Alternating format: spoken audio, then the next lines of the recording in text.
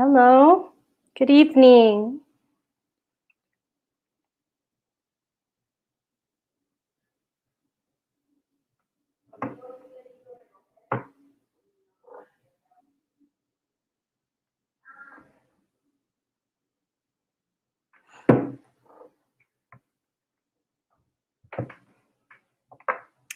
Good evening, everybody. Welcome to my storytelling podcast. This is Unlocking Lore, and this is the first episode of a series of stories that I will be telling you every Thursday. And a shout out to Sam Mathai, who is with us tonight. Sam and I follow each other on Twitter, and he is all the way in Dubai. So that's really awesome.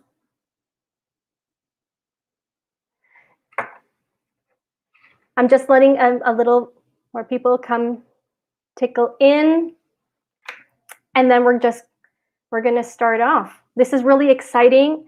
This isn't my first time streaming live. This is definitely my first time on the YouTube channel. I have presented in international storytelling festivals online. I have presented locally in different languages, in both languages that I speak. I speak Spanish and English. And well, this is the authentic me. My name is Maria, as you can see down below. And I am a storyteller. I am a crochet artist. And today, this is like really exciting because this is my passion. Stories are my passion. So just to let everybody know, I do see the comments during the storytelling presentation per se. I won't be attending those comments, but afterwards I will be giving 5 to 10 minutes to give a shout out and answer your questions. If you have any questions, any comments, write them down, and after the presentation, I will be showing them. So without further ado, welcome to Unlocking Lore.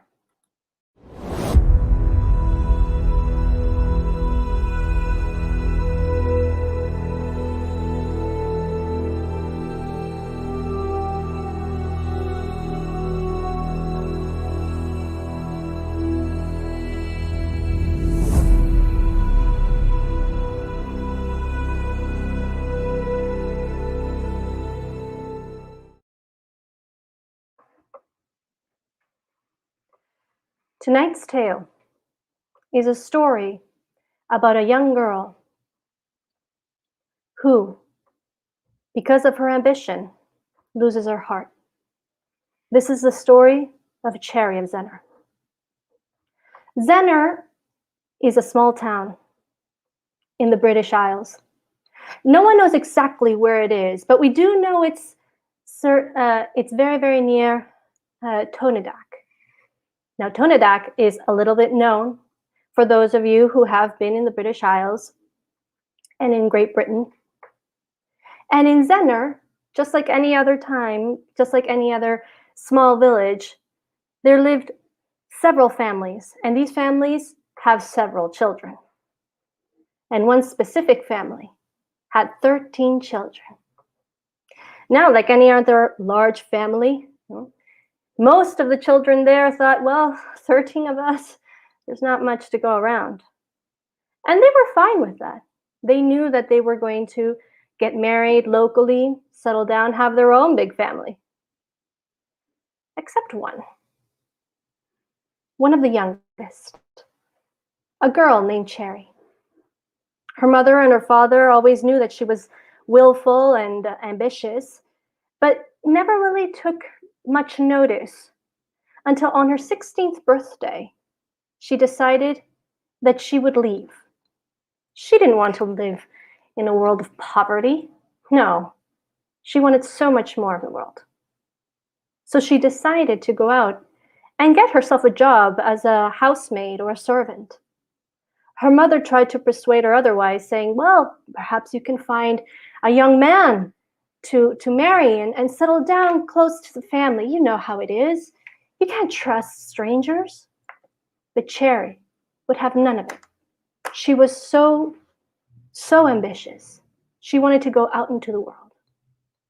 So on her 16th birthday, she packed her things and left.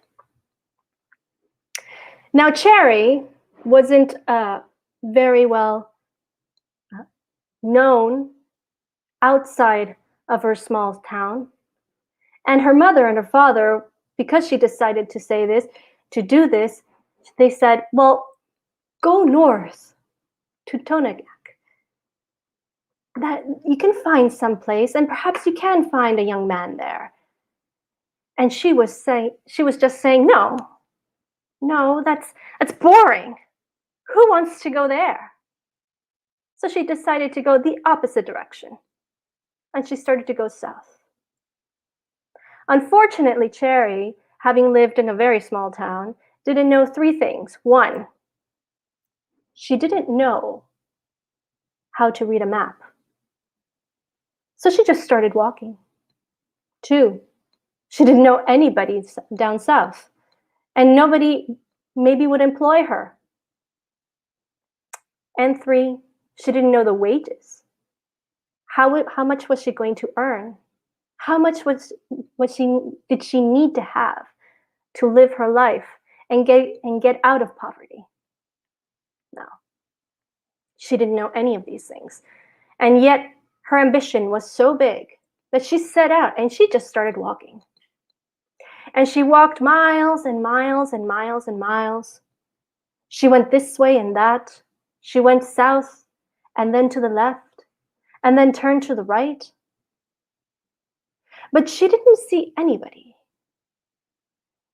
She looked everywhere and she didn't find any town. And she spent that day walking in such a manner without a map, much less knowing how to read it. As you can probably guess, she got lost.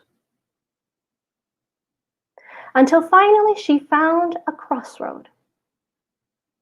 She sat down on a boulder near that crossroad, completely and utterly lost. Where would she go? What would she do? She knew nothing. She knew nowhere to go. She knew nobody. She sat down and she started crying. And she cried for quite a while until finally she heard a voice just beside her. It said, "Young maiden, why are you crying?" She looked up and she saw a gentleman. What good luck! And what a gentleman he was. Elegantly dressed, beautiful long hair that was waving out in the wind, skin so fair, a voice so deep and rich, enchanting.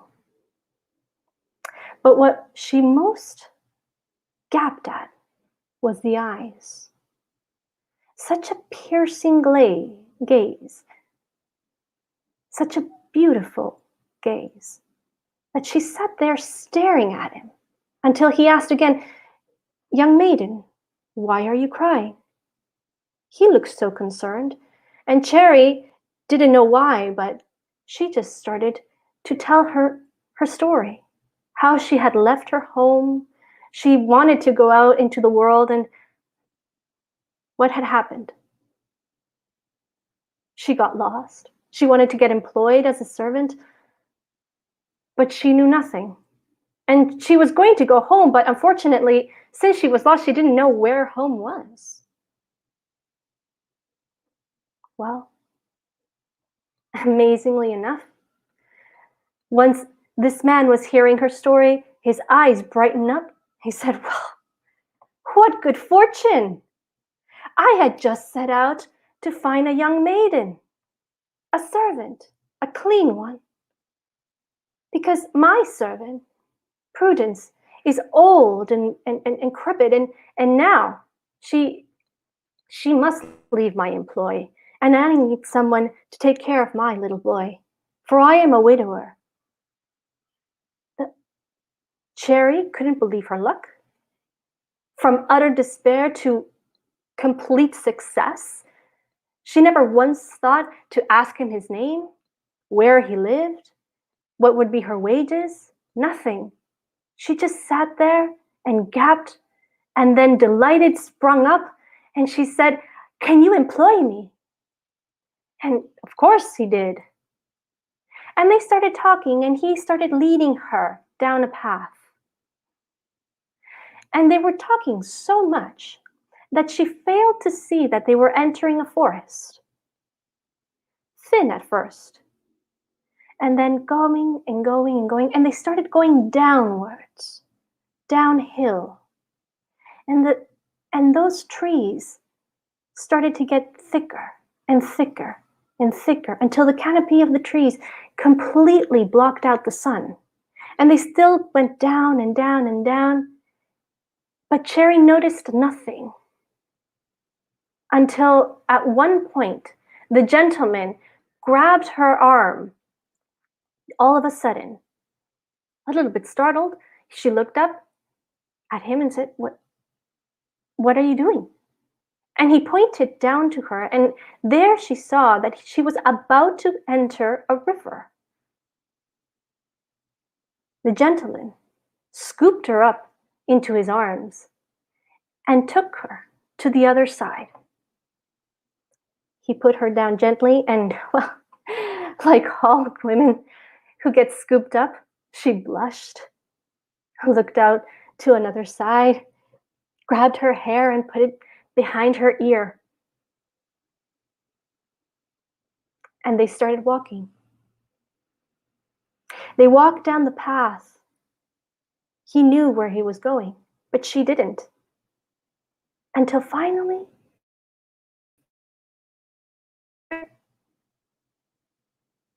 more birds singing beautifully.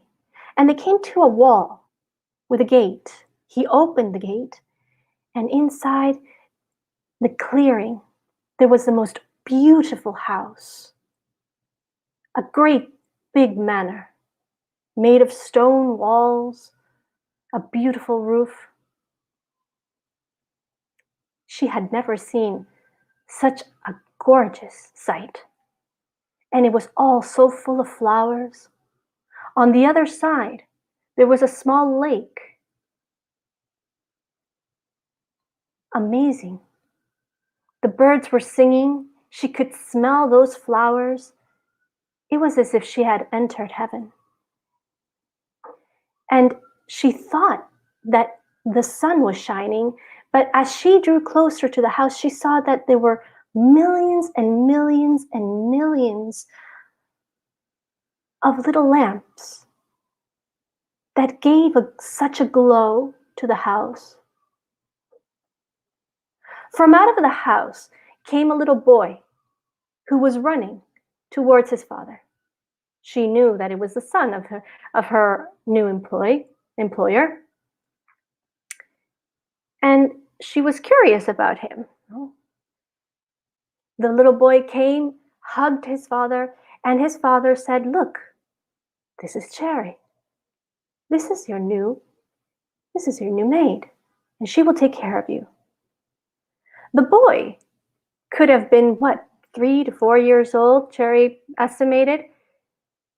But what made her a little bit startled were his one feature, his big, bulbous eyes.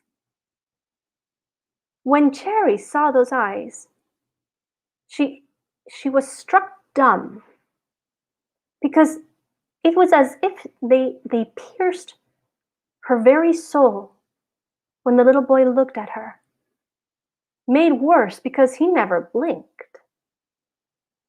And out of the house also came Prudence, the old maid who was a hunchback. The master of the house told that Cherry was going to take care of the little boy, and she was going to assume she was going to take care of all the things in the house, and that Prudence would teach her what she was going to do. Prudence obviously didn't like her. Nevertheless, she obeyed. She took Cherry into the house and let her rest in her room. The next day, Prudence took Cherry all over the house.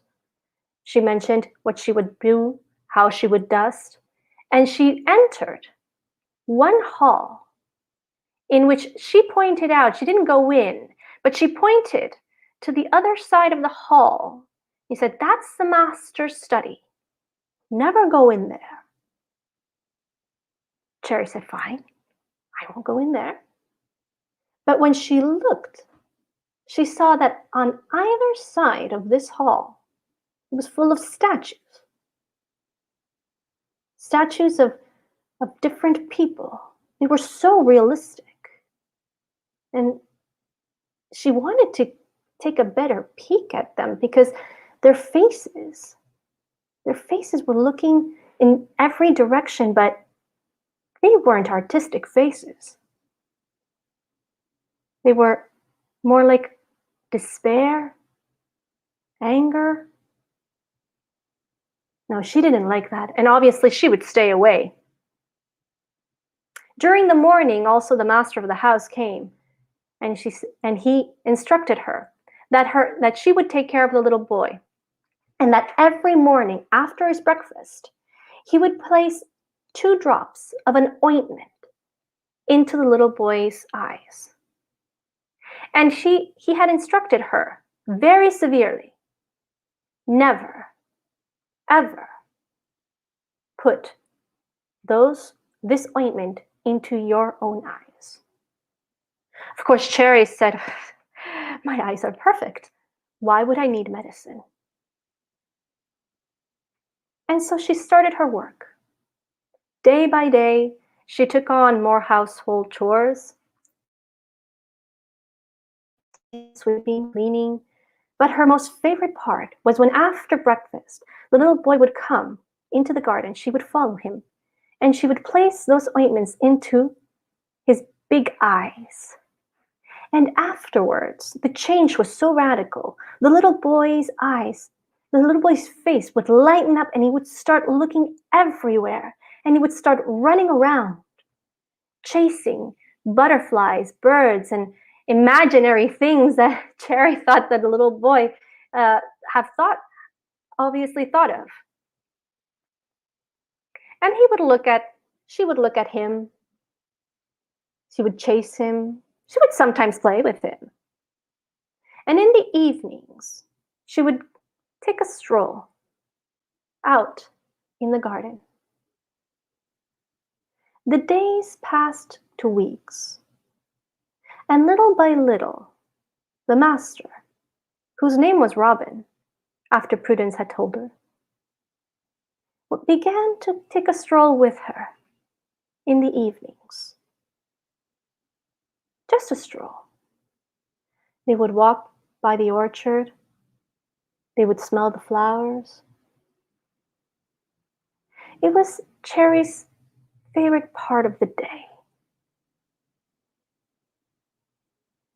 One morning, Prudence led Cherry to the hall where the statues were, where at the end of the hall was the master's study. She started walking through this hall, and Cherry didn't really like it, but she followed the woman all the same, thinking that, well, she's leaving. I might as well, humor her a little bit. And Prudence instructed Cherry to kneel down and look through the lock. Cherry didn't want to do that, obviously.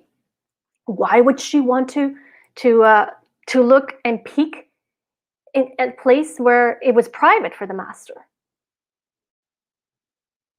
Prudence said that She had instructed her in everything, and she had one last thing to show her.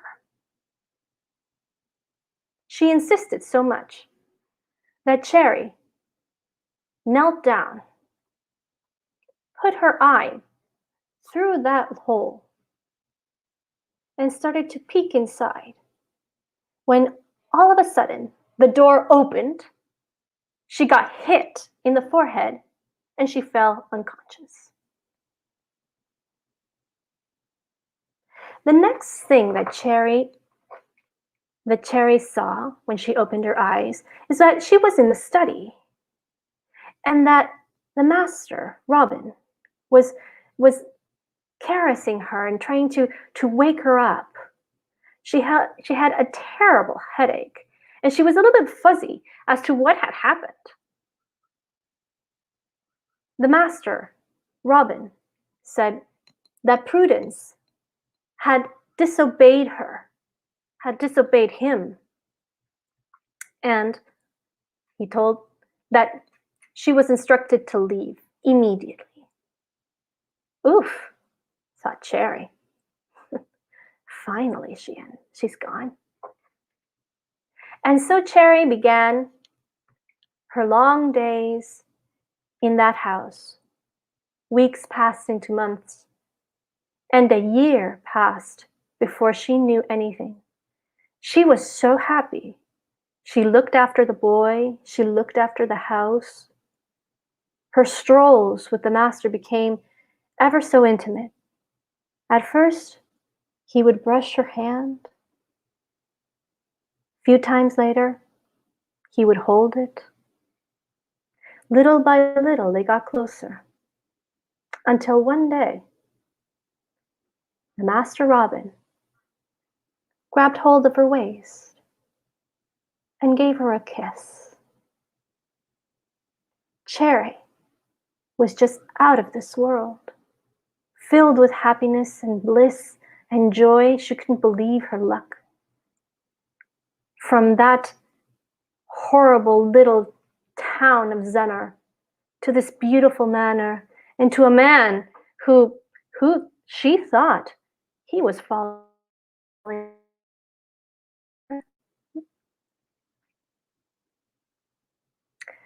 But as you know, the human heart is never content. And one little thing picked on Cherry's conscience. Every time that she would place the ointment onto the little boy's eyes, his face would lighten up in such a way that it made her curious to see what magical treatment gave this to the eyes of this little boy. What did he see? What was the difference? At the beginning, she would brush off this curiosity, saying, well, my eyes are perfectly fine. Why would I need medicine? But little by little, the curiosity grew and grew and grew until she was actually fighting against herself in her desire, a wish, a passion into using that ointment to just see just a little bit. But what was it that made this boy so happy? Until finally, she gave in. She said to herself that this would be the only time that she would disobey her master, the only time that she would disobey the man that she had fallen in love with. So one morning, when the master was away, the little boy came out. She put the ointment into his eyes. His face lightened up, and he started to run away and to go play. And she stealthily went to another side and put 2 drops into her eyes. She immediately knew why Master Robin had said, do not use the ointment, because her eyes started to burn so much. It hurt so much that she was blinded. She couldn't open her eyes, and she wanted to get that ointment out at whatever cost. So stumbling, she went to the lake and started to put water and wash out this medicine from her eyes. After a few times, she finally was able to open her eyes. The pain had receded, had subsided. And what she saw was something so amazing that she had never thought in her life that she would see it. The colors of the flowers were so bright and so brilliant. She saw stars. She saw sparkles all over the place. And over in the middle of the lake, she saw people in the water dancing. No, she said, not in the water. She looked closer. Over the water. They were dancing over the water, and even she took a closer look. They were just a few inches on top. She couldn't believe it. She'd actually met the fair folk, the good people, the fairies. She had obviously heard in her town about these people. They were hidden away. Nobody could see them unless they wished to be seen. And there she saw them, dancing round and around. She could see the smiling faces, the beautiful faces. And she could see one person that she did recognize. It was her master, Master Robin. And he was dancing away with other beautiful ladies until finally they stopped. And she saw how Master Robin grabbed her paw and he kissed her so passionately. He kissed another woman. Cherry, as amazed she was at that point brokenhearted. She stood up and went back to the house completely numb. She finished her chores for the day in complete silence. And when she took the stroll outside in the garden in the evening, she was joined by Master Robin, who grabbed her hand and wanted to kiss her. And obviously, she slapped him. Go kiss that other woman that I saw you with today. When Master Robin heard this, his face darkened. You've disobeyed me, he said. You've done the only thing that I had forbidden you to do. You used that ointment. In her anger and in her despair, Cherry had let him see that she had used it, that she saw him during that day. Cherry obviously was startled at her own slip of the tongue. And before she could say anything, Master Robin said, now you must leave. He grabbed her hand fiercely and started to drag her from the manor, drag her from the house. He started to take her through that forest. He scooped her up, passed her through that river, and upwards, upwards, upwards they went. Cherry tried desperately to beg for forgiveness and to say that she didn't mean it, but he never said anything. He just pulled her up. They came out of the forest, got to the crossroad, and that's where he left her. She was on her knees when he said, "I'm sorry, but you will never come back again." And with that, he left. Cherry, without a penny in the world, without her things that had been left at the manor, looked up and found that she was right where she began, in that crossroad. We know that Cherry was able to get home. How did she get home? We don't know.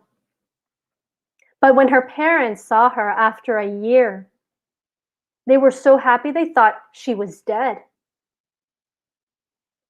She was happy too, to a certain extent. She was numb. And from that day on, she never moved from Zennor. People said that her mind was gone, that her soul had left her, that she was heartless, because she never laughed. She never felt joy, except when she had seen a little bit of her parents that first time. She never felt happy again. And every night she would go out. She had memorized that place, that crossroad, and she would walk sometimes trying to find the path where her master was. And we know, I was told by another person, that that's how she died. Many years later, an old woman. And that is the story of Cherry of Zennor.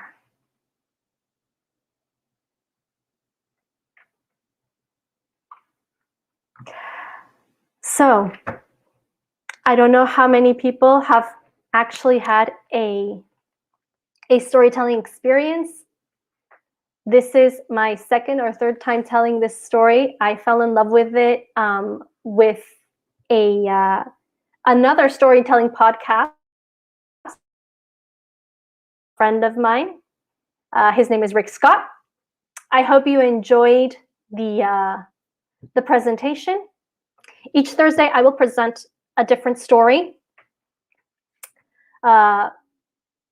Stories that I personally love. I'm really into Celtic, old traditional stories.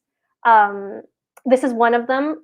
I don't think a lot of people know about the real story of fairies, Celtic fairies. They're not exactly what you think of, like Tinkerbell, but I think that it's a whole new world. And I'm really grateful that you have been able to join me. So I just want to give a huge shout out to all my friends on Twitter. Tabitha, Dan from Inside the Booth, and my friends also here in Peru, where I'm here. And I'm just going to give a huge shout out to my mom, who is here.